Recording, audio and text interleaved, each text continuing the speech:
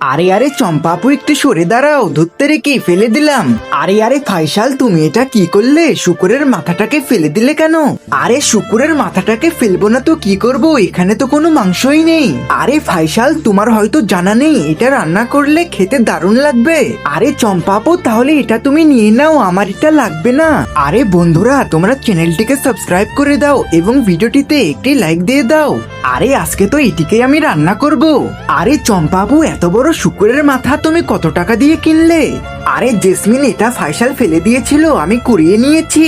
আরে আপু, তাহলে তো ভালোই হলো, এগুলো আমরা দুলাভাইকে রান্না করতে দিব। এই দেখো বন্ধুরা, রান্না করার জন্য প্রথমে মাথাটিকে ভালো করে পরিষ্কার করে নিব। এরপরে মাথাটিকে কেটে গরম পানিতে ভালো করে সিদ্ধ করতে দিব।